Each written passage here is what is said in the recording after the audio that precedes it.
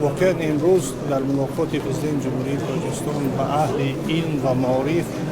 تمام دستاوردهای زمان استقلالیت دولتی در سمت علم و معارف مورد بررسی قرار داده شد.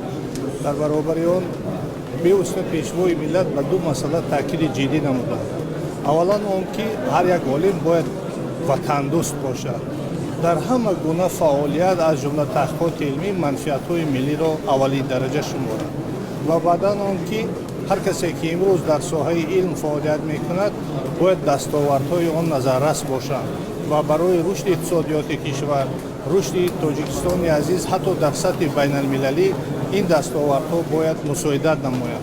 و واقعا هنگامی که سخن میکردند بی‌واسطه تمام دستاوردهای تاجیکستان را در طول استقلالیت بررسی نمودند و برای عالمان امروز آن دستاوردهایی که باعث پیشرفت علم شده است تاکید نمودند، از جمله جای داشتنی جایزه‌های دولتی در سمت‌های علم، از جمله برای جوانان جایزه اسماعیل سامانی، پیشنهاد شدن گرانت‌های پرزیدنتی، دادن مکافات‌های دولتی از جانب خود پرزیدنت کشور باز هم عالمان را روبلند ساخت و امروز تاکید به آن رفت که حقیقتاً زمانی رسیده است که عالمان در همه سمت‌ها با نظر داشتی رشد تکنولوژیا،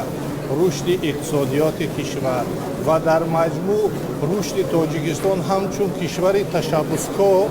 با کارهای علمی دست زنند که آنها برای معرفی تاجیکستان در سطح بین المللی مساعدت خواهد نمود.